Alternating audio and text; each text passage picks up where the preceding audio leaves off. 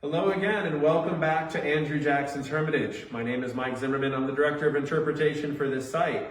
Now, I wanted to show you one of my favorite parts of our gallery. So, the Hermitage is not just the mansion, it's not just the grounds, but it's the entire story of Jackson and the legend behind the man who you've come to visit and see his home. Now, of course, when you go into the mansion, you're going to be greeted by him and his legend. But if you did not know about the Battle of New Orleans, you did not know about the War of 1812, you would definitely be amiss. So in our gallery, we definitely focus on the biggest battle that would be of Jackson's life and definitely led to his fame and acclaim that took him all the way to the White House.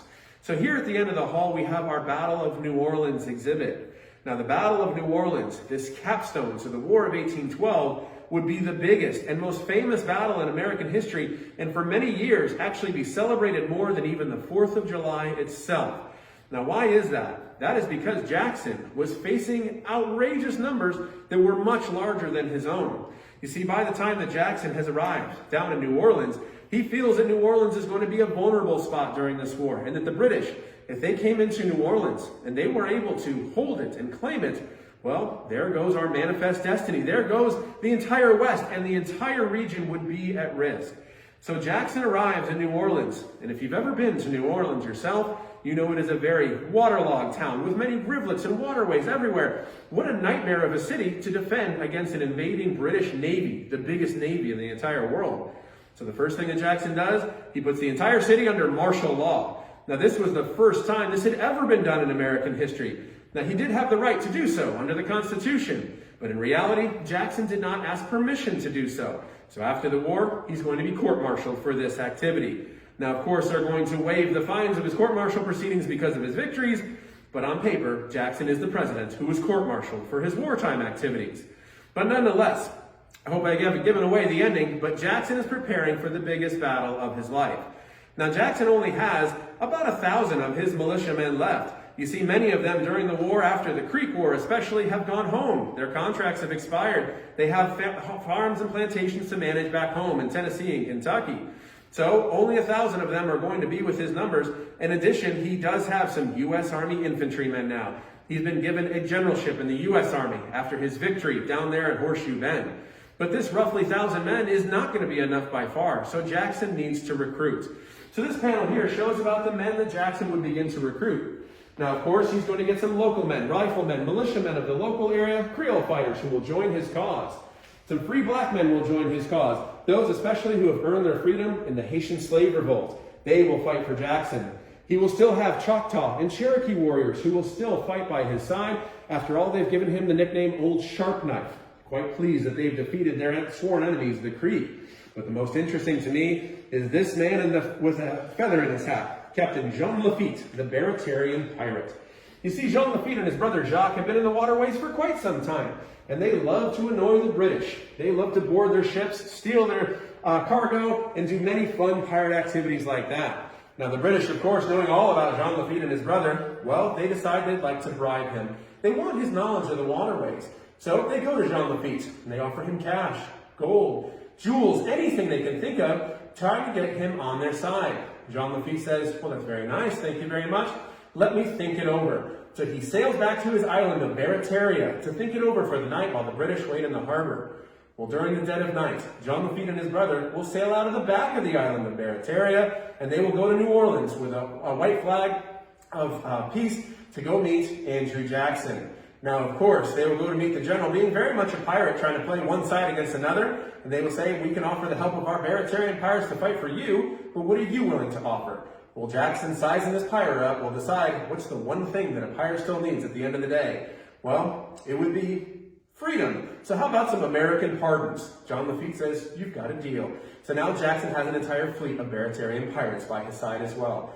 So when you look at Jackson's forces down there in New Orleans, I can't think of a more American melting pot than what Jackson's got going on down there in the South. So for Jackson, he will decide what is the best place to defend New Orleans. He will decide that actually outside of the city, out near a farm by Chalmette, there is a man with a plantation named Jacques Villeries.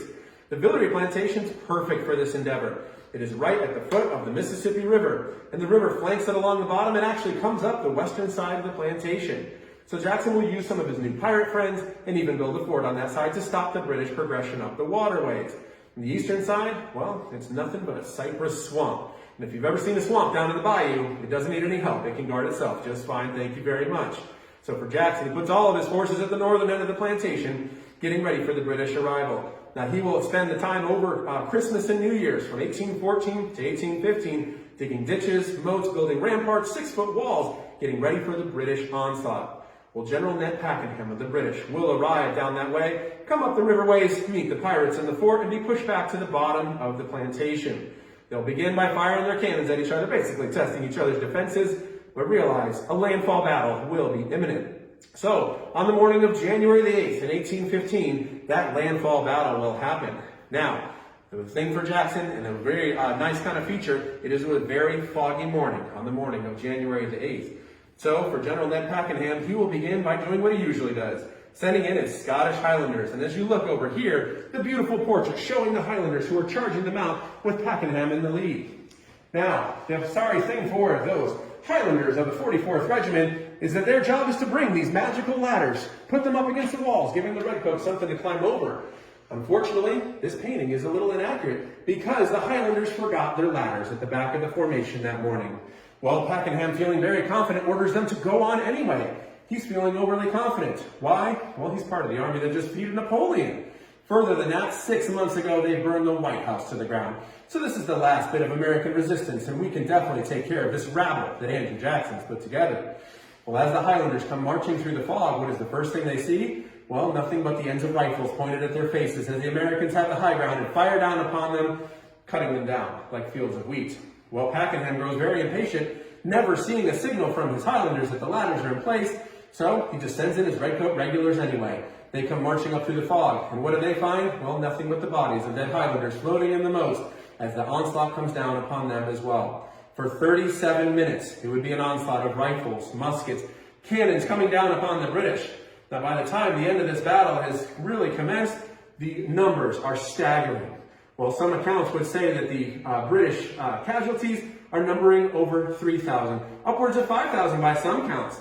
And for the Jacksons and his army, well, his numbers would only be 13 dead. It is a landslide victory no matter how you cite this tape. So for Jackson, the news of this victory would be immense. It would go across New Orleans, across the South, all the way to D.C. itself, where people are now calling Andrew Jackson the hero of New Orleans, the savior of New Orleans, and even better, my favorite nickname, the next General Washington, in the way that he defeated the British. So when the Treaty of Ghent finally arrives and ends the war, the news of Jackson's victory beat it by 2 days. So to the populace, it looked as though Jackson had won the War of 1812, and his victory would be something that would launch him all the way to the White House. So I thank you for joining me today. Hopefully, when we reopen, you will be able to come through our gallery, visit these spaces, and enjoy the story of Andrew Jackson, the amazing artifacts that we have to show, the mansion itself, and of course, we're so very excited to see you ourselves. So if you have any questions, you want to see what the tours are about, or perhaps even do a digital walkthrough or two, check out our social media and hashtag 7th President, or go on our website at thehermitage.com. Thanks for joining me today.